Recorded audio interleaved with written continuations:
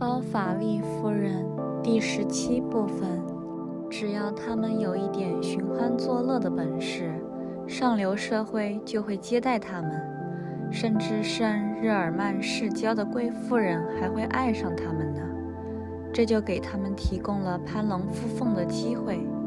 不过，医生说，我担心他在那里。你说的对，药剂师打断他说，这是事情的阴暗面，那就不得不老用手捏紧钱包。假如说你在公园里碰到一个人，穿得讲究，甚至挂了勋章，你会以为他是个外交官。他走过来和你闲谈，讨你好，请你吸烟，帮你捡帽子，然后关系更密切了。他带你上咖啡馆，请你去乡间别墅，等你办醉时，让你结识各色人等。其实大部分时间只是要抢你的钱，或者拉你下水干坏事。不错，夏尔答道，但我更怕他们生病，比如说伤寒就老是拿外省的学生开刀。艾玛发抖了，这是饮食失调的缘故。药剂师接着说，还有过分节省造成的紊乱。再说巴黎的水，你知道，饭馆的菜样样都加香料，结果吃得你发烧，随便怎么说也比不上一锅牛肉汤。我呢，我总是喜欢实惠的饭菜，也对健康更有益。因此我在卢旺念药剂学的时候，就住在寄宿学校里，和老师一起吃。他就这样高谈阔论，谈个人的好恶，一直谈到朱斯坦来找他回去配制蛋黄甜奶，没有一点休息。他喊道，总是这样锁着，不能出来1分钟，得像牛马一样流血流汗，多苦的命呢。然后等他走到门口，忘了问你，他说，你听到消息了吗？什么消息？非常可能。奥莫接着竖起眉毛，认真地说，夏塞纳区的农业展览会今年要在荣镇一个修道院举办，消息至少是传开了。今天早上报上还提过，这对本区是头等重要的大事。下次再谈吧，我看得见，不用点灯了，朱斯坦有提灯。第2天对艾玛来说是一个死气沉沉的日子，一切都似乎笼罩在阴郁的气氛中，外部弥漫着一片迷雾，痛苦沉入了心灵的深处，发出了低沉的呼啸，就像冬天的风吹过一片废墟。这是对一去不复返的时光魂牵梦萦，大功告成后感到的心力交瘁，习以为常的行为忽然被打断，或者久经不息的震荡突然终止带来的痛苦。就像那年从沃比萨回来，核武的形象还在头脑里旋转一样，他觉得闷闷不乐，灰心失望，甚至麻木不仁。莱昂又出现了，更高大，更漂亮，更温存，更模糊。他虽然走了，但并没有离开他，他还在这里。房屋的墙壁似乎把他的影子留了下来，他的眼睛舍不得离开他走过的地毯，他坐过的空椅子。Pour peu qu'il ait quelques talents d'agrément, on les reçoit dans les meilleures sociétés.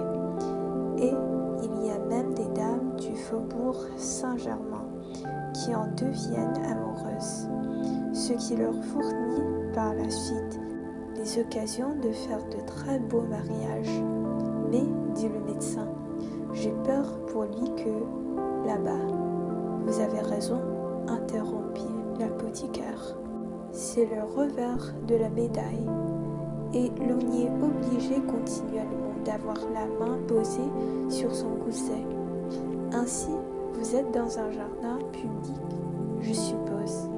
Un quidam se présente, bien mis, décoré même, et qu'on prendrait pour un diplomate. Il vous apporte, vous causez, il s'insinue, vous offre une prise et vous ramasse votre chapeau. Puis, on se lie davantage.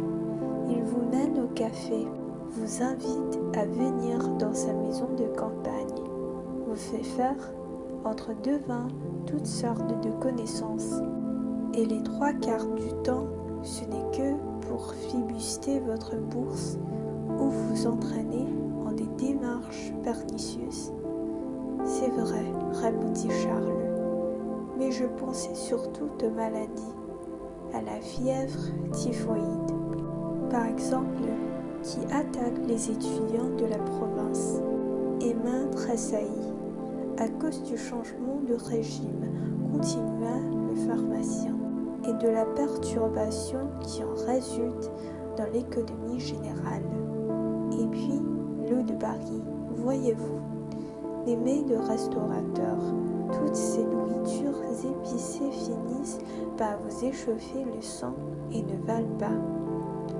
Quoi qu'on en dise, un bon pot-au-feu. J'ai toujours, quant à moi, préféré la cuisine bourgeoise. C'est plus sain.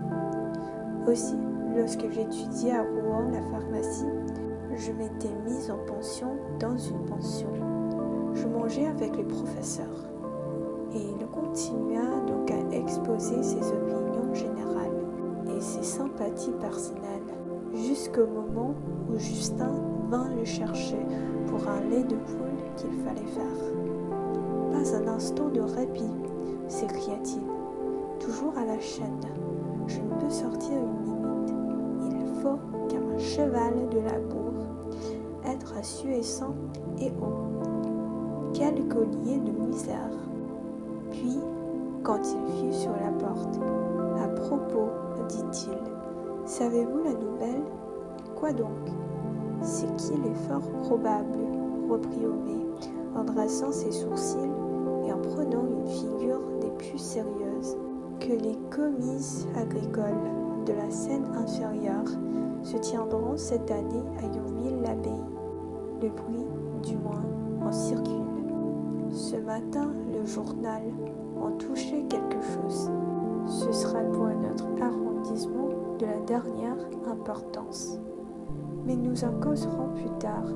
J'y vois, je vous remercie, Justin à la lanterne. Le lendemain fut, pour Emma, une journée funèbre. Tout lui parut enveloppé par une atmosphère noire qui flottait confusément sur l'extérieur des choses. Et le chagrin s'engouffrait dans son âme avec des hurlements doux, comme fait le vent d'hiver dans les châteaux abandonnés. C'était cette rêverie que l'on a sur ce qui ne reviendra plus, la lassitude qui vous prend après chaque fait accompli, cette douleur enfin que vous apporte l'interruption de tout mouvement accoutumé, la cessation brusque d'une vibration prolongée, comme un retour de la vaubyessard quand les quadrilles tourbillonnaient dans sa tête. Elle avait une mélancolie morne, un désespoir engourdi. Léon réapparaissait plus grand, plus beau, plus suave, plus vague, quoiqu'il fût séparé d'elle. Il ne l'avait pas quittée, il était là. Et les murailles de la maison semblaient garder son ombre. Elle ne pouvait détacher sa vue de ce tapis où il avait marché, de ces meubles vides où il s'était assis. 河水一直在流，后浪慢慢推着前浪，顺着滑溜的河堤流过去。他们在这里散过多少次步，听着水波潺潺地流过了长满了青苔的石子。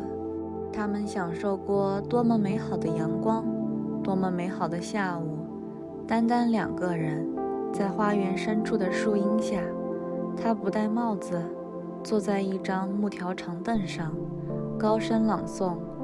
草原上的清风吹得一叶一叶的树窸窣作响，棚架上的旱金莲簌簌摆动。啊，他走了，他是他生活中唯一的乐趣，是使幸福有可能实现的唯一希望。幸福出现的时候，他怎么不紧紧抓住？幸福就要消逝的时候，为什么不双膝跪下，双手拉住不放？他诅咒自己为什么不敢爱莱昂？他多么渴望吻莱昂的嘴唇，他甚至想跑去追他，扑进他的怀抱，对他说：“是我呀，我是你的了。”但是艾玛一想到重重的困难，心里就掀起了一片混乱，而她的欲望却因为后悔而变得越来越强烈了。从这时起，对莱昂的回忆仿佛是她忧郁的中心，回忆在忧郁中闪闪发光，好像漂泊的游子在俄罗斯大草原的雪地里留下一滩篝火。他赶快向这堆火跑去，蹲在火旁，轻巧地拨动快要熄灭的火堆，到处寻找能够把火烧旺的柴草。于是最遥远的回忆和最近发生的事情，感觉到的和想象到的，烟消云散了的和对肉欲的渴望，像风中枯枝一样摇摇欲坠的如意算盘，没有开花结果的道德观，已经落空了的希望，家庭里的鸡毛蒜皮，他都聚拢了，捡起来，加到火堆里去，使他的忧郁变得暖和一点。然而火焰却越烧越低了，也许是燃料不够，或者是堆积太多，情人不在眼前，爱情也就渐渐熄灭。习惯的压力太大，压得他出不了气，火光映红过他灰色的天空，后来笼罩在阴影中，变得越来越模糊了。他的头脑昏昏沉沉，误以为讨厌丈夫就是思念情人，怨恨的创伤就是柔情重温。但是狂风一直在吹，热情已经烧成灰烬，没有人来援助，没有太阳照耀，他感到四面八方一片黑暗，自己失落在彻骨的寒冷中。于是托特的坏日子又重新开始了。他认为现在比那时还更不幸，因为他已经有了痛苦的经验，并且相信痛苦是没完没了的。一个女人为了爱情勉强自己做出这样大的牺牲，只好在花哨的小玩意中寻求满足。她买了一个哥特式的柜凳，1个月买了14个法郎的柠檬来洗指甲。他写信去卢昂买一件卡什米蓝袍。La rivière coulait toujours et poussait lentement ses petits flots le long de la berge glissante. Il s'y était promené bien des fois, à ce même murmure des ondes, sur les cailloux couverts de mousse. Quel bon soleil ils avaient eu!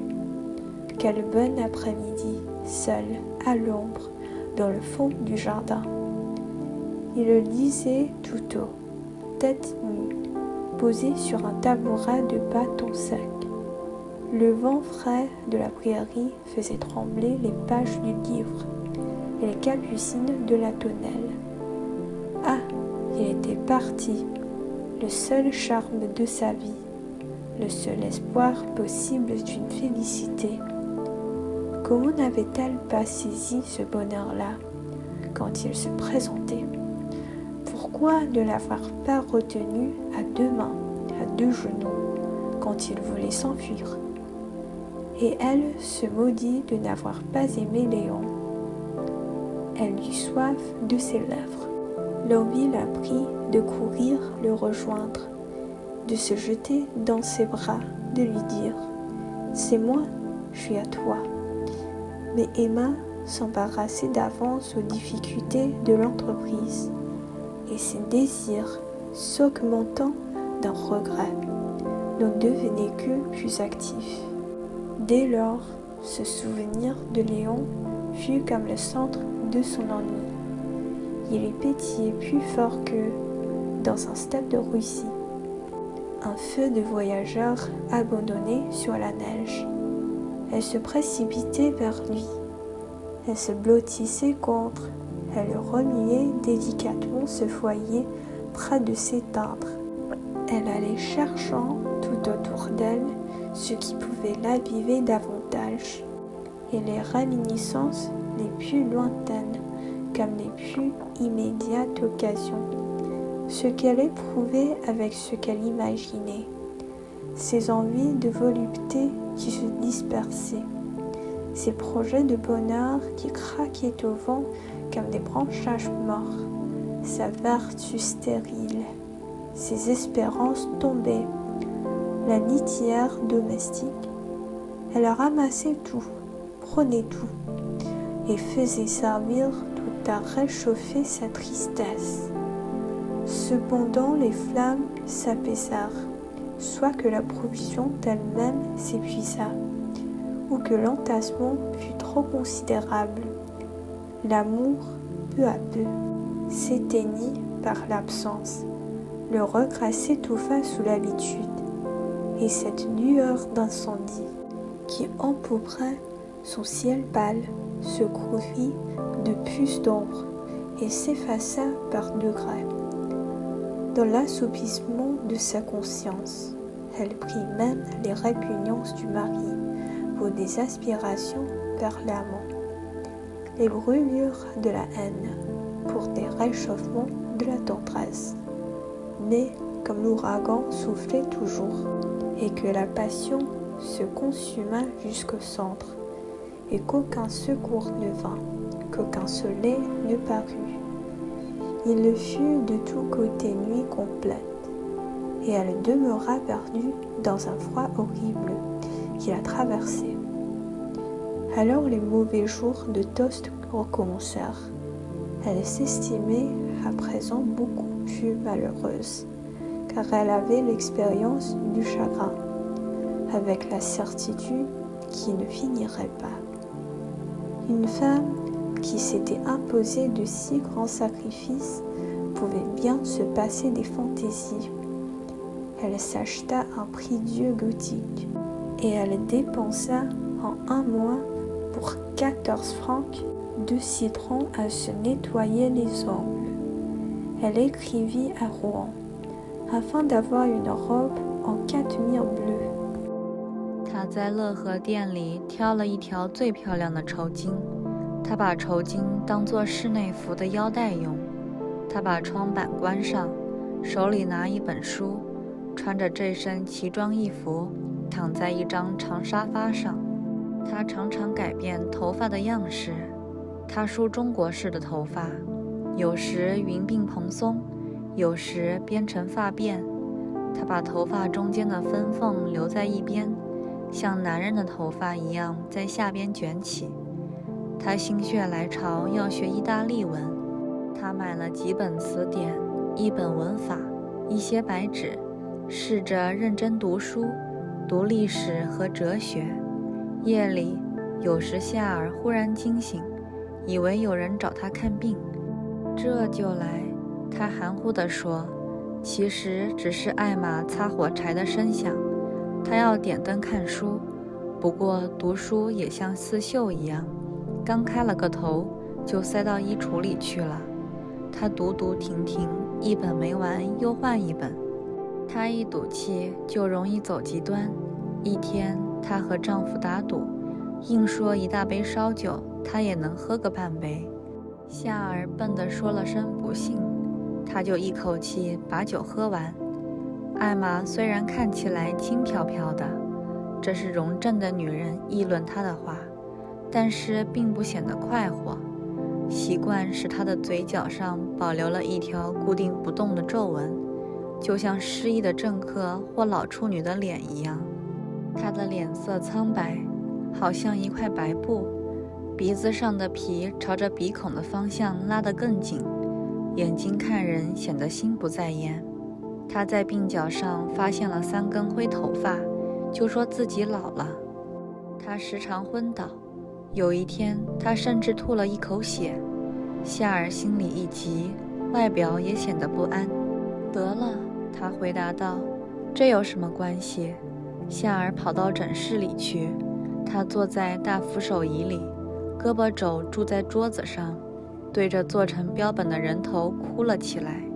于是他给他的母亲写了一封信，求他来一趟，他们在一起谈艾玛的事，谈了很久。能够做出什么决定呢？既然他拒绝治疗，那该怎么办呢？你知道应该怎样对付你的女人？包法利奶奶回答说，那就是去逼她做事，用2只手干活。要是她像别人一样不得不挣钱的过日子，她就不会无所事事，胡思乱想，晕头转向了。不过她并不是无所事事呀，夏尔说。啊，她有事做。有什么事呀？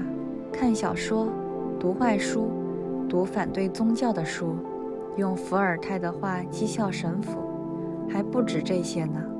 我可怜的儿子，一个不信教的人总是会有不好的结局的。Elle choisit chez le roi la plus belle de ses écharpes. Elle se la nouait à la taille par-dessus sa robe de chambre, et les volets fermés, avec un livre à la main. Elle restait étendue sur un canapé dans cet accoutrement. Souvent, elle variait sa coiffure. Elle se mettait à la chinoise en boucle molle, en natte tracée. Elle se fit une raie sur le côté de la tête et roula ses cheveux en dessous, comme un homme. Elle voulut apprendre l'italien. Elle acheta des dictionnaires, une grammaire, une provision de papier blanc. Elle essaya des lectures sérieuses, de l'histoire et de la philosophie. La nuit, quelquefois, Charles se réveillait en sursaut, croyant qu'on venait le chercher pour un malade. « J'y vais », balbutia-t-il. Et c'était le bruit d'une allumette qu'Emma frottait afin de rallumer la lampe. Mais il en était de ses lectures comme de ses tapisseries qui, toutes commencées, encombraient son armoire. Elle les prenait et quittait, passait à d'autres. Elle avait des accès où on lui poussait facilement à des extravagances. Elle soutint un jour contre son mari qu'elle boirait bien un grand demi-verre d'eau de vie. Et comme Charles eut la bêtise de l'en défier, elle avala l'eau de vie jusqu'au bout. Malgré ses airs évaporés, c'était le mot des bourgeoises d'Onville. Emma, pourtant, ne paraissait pas joyeuse, et d'habitude, elle gardait au coin de la bouche cette immobile contraction qui plisse la figure des vieilles filles et celle des ambitieux déchus. Elle était pâle partout, blanche comme du linge. La peau du nez se tirait vers les narines. Ses yeux vous regardaient d'une manière vague. Pour s'être découvert 3 cheveux gris sur les tempes, elle parla beaucoup de sa vieillesse. Souvent, des défaillances la prenaient. Un jour même, elle eut un crachement de sang. Et, comme Charles s'empressait, laissant apercevoir son inquiétude. « Ah bah, répondit-elle, qu'est-ce que cela fait ?» Charles s'alla réfugier dans son cabinet et il pleura, les 2 coudes sur la table.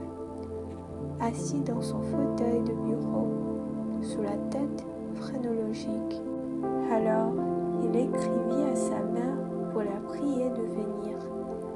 Et ils eurent ensemble de longues conférences au sujet d'Emma. À quoi se résoudre? Que faire, puisqu'elle se refusait à tout traitement? Sais-tu ce qu'il faudrait à ta femme? Reprenait la mère Bovary. Ce seraient des occupations forcées, des ouvrages manuels. Si elle était comme tant d'autres, contrainte à gagner son pain, elle n'aurait pas ces vapeurs-là qui lui viennent d'un tas d'idées qu'elle se fourre dans la tête et du désœuvrement où elle vit. Pourtant, elle s'occupe, disait Charles. Ah, elle s'occupe. À quoi donc? À lire des romans, de mauvais livres, des ouvrages qui sont contre la religion et dans lesquels on se moque des prêtres par des discours tirés de Voltaire. Mais tout cela va loin, mon pauvre enfant. Et quelqu'un qui n'a pas de religion finit toujours par tourner mal. 于是他们决定不让艾玛看小说，这似乎不容易做到。好奶奶包了下来，等她路过卢昂的时候，她要亲自去找租书的人，说艾玛不再租阅了。万一书店硬要做这种毒害人心的勾当，难道他们不会告到警察局里去？婆婆和媳妇的告别是干巴巴的，他们在一起待了3个星期，可几乎没有说过几句话，只不过在餐桌上见面时，或者夜晚上床以前问一声好，说一句客套话而已。包法利奶奶星期3走，这是荣正赶集的日子，广场从早晨起就挤满了大车，都是车头朝下，车辕朝天，从教堂到客店，顺着房屋摆了长长的一排。对面是搭帆布棚的小摊子，出卖布帛、被褥、毛袜，还有马龙头和蓝丝带。丝带一头露在布包外面，随风飞舞。地上摆着粗糙的铜器、铁器，一边是金字塔形的鸡蛋堆，一边是放着干酪的小柳条筐。垫底的草黏黏地伸出筐外，在打麦机旁边，咯咯叫的母鸡从扁平的笼子里伸出头来。老乡挤进了药房的门就站着不动，有时简直要把铺面挤塌。每逢星期3，药房里总是人满满的，大家挤进去，与其说是买药，不如说是看病。奥莫先生的大名在周围的村子里可响着呢。他胆大脸厚，哄得乡巴佬五体投地，他们把他当作比真医生还更伟大的医生。艾玛靠着窗子，她时常靠着窗子看热闹。在外省，窗口可以取代剧院和散步场。望着乱糟糟的乡巴佬消遣时光，忽然看见一个穿着绿色丝绒外套的先生，他戴了一副黄色的手套，虽然脚上罩着粗皮的鞋罩。他向着医生的住宅走来，后面跟着一个乡下人，低着脑袋，好像心里有事似的。医生在家吗？他问在门口和费利西谈天的朱斯坦。他以为朱斯坦是医生的佣人，就说：“请通报一声，鱼蟹堡的罗多夫·布朗瑞先生要见他。”新来的人并不是为了炫耀他有地产，才把地名放在他的名字前面，其实只是为了说明他的身份。鱼蟹堡的确是荣镇附近的一片地产，他不久前买下了城堡，还有2个农场，亲自耕种，但是并不太费功夫。他过的是单身生活，人家说他一年起码有15000法郎的收入。夏尔走进了会客厅，布朗瑞先生指着他的佣人说：“他要放血，因为他觉得浑身有蚂蚁咬似的。” Donc, il fut résolu que l'on empêcherait Emma de lire des romans. L'entreprise ne semblait point facile. La bonne dame s'en chargea. Elle devait, quand elle passerait par Rouen, aller en personne chez le loueur de livres et lui représenter qu'Emma cessait ses abonnements. N'aurait-on pas le droit d'avertir la police si une librairie persistait quand même dans son métier d'empoisonneur? Les adieux de la belle-mère et de la rue furent secs. Pendant les 3 semaines qu'elles étaient restées ensemble, elles n'avaient pas échangé 4 paroles, à part les informations et compliments quand elles se rencontraient à table. Et le soir, avant de se mettre au lit, Madame Bovary meurt, partie un mercredi, qui était jour de marché à Yonville.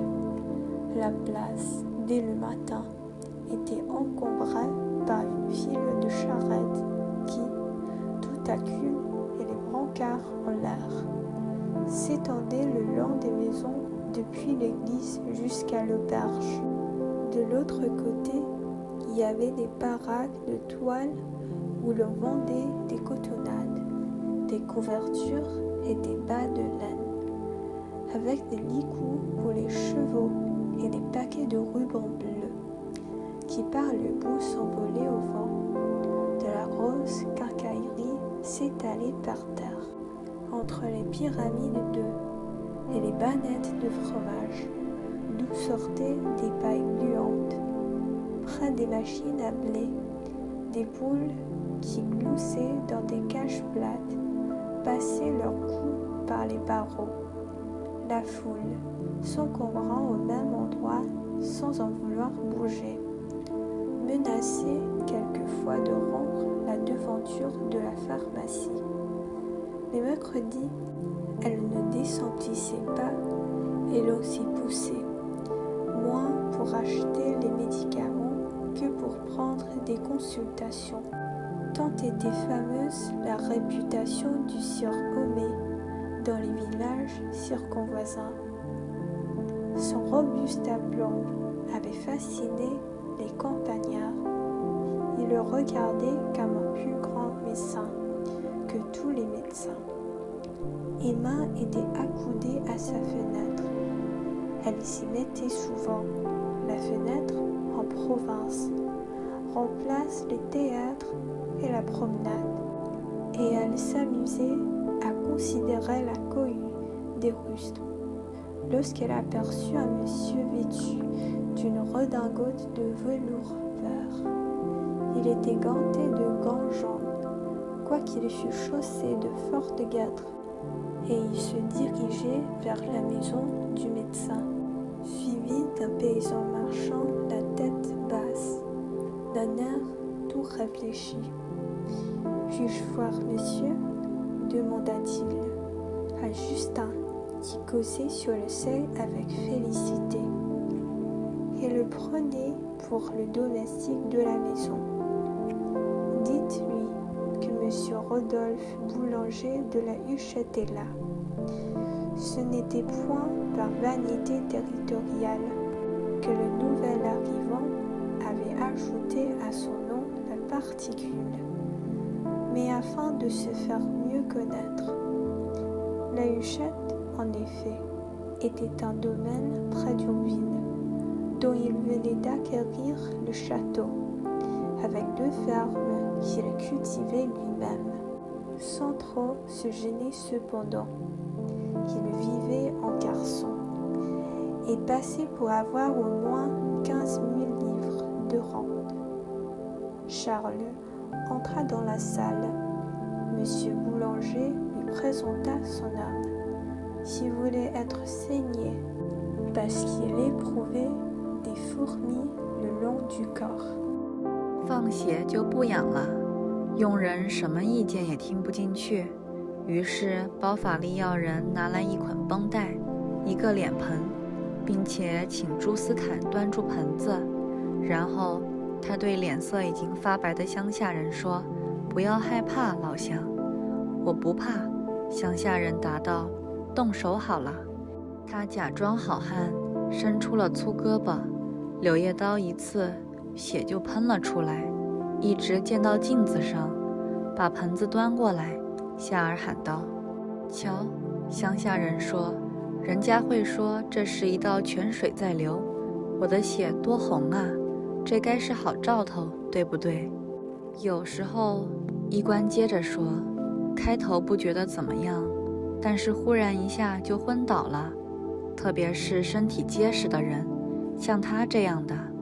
乡下人一听这话，手指头转动的匣子拿不住了，肩膀忽然往后一倒，把椅子背压得咯吱响，帽子也掉在地上。我早就说过了，包法利用手指摁住血管说：“脸盆开始在朱斯坦手里摇晃，他的膝盖在打哆嗦，脸也白了。太太，太太，夏尔喊道。他一步跳下楼梯，拿醋来。他叫道：“啊，我的上帝！”一下子倒了2个。他一紧张，纱布也绷不好了。Ça me purgera, objectait-il à tous les raisonnements. Bovary commanda donc d'apporter une bande et une cuvette, et pria Justin de la soutenir. Puis, s'adressant aux villageois déjà blêmes: « N'ayez point peur, mon brave. Non, non, répondit l'autre. Marchez toujours. » Et, d'un air fanfaron, il tendit son gros bras. Sous la piqûre de la lancette, le sang jaillit et alla s'éclabousser contre la glace. « Approche le vase !» exclama Charles. « Muette !» disait le paysan. « On jurerait une petite fontaine qui coule. Comme j'ai le sang rouge, ce doit être bon signe, n'est-ce pas ?» Quelquefois, reprit l'officier de santé, l'on n'éprouve rien au commencement, puis la syncope se déclare, et plus particulièrement chez les gens bien constitués, comme celui-ci. Le campagnard, à ces mots, lâcha l'étui qu'il tournait entre ses doigts. Une saccade de ses épaules fit craquer le dossier de la chaise. Son chapeau tomba. « Je m'en doutais, » dit Bovary en appliquant son doigt sur la veine. La cuvette commençait à trembler aux mains de Justin. Ses genoux chancelèrent. Il devint pâle. « Ma femme, ma femme !» appela Charles. D'un bond, elle descendit l'escalier. « Du vinaigre » cria-t-il. « Ah mon Dieu, 2 à la fois !» Et dans son émotion, il avait peine à poser la compresse.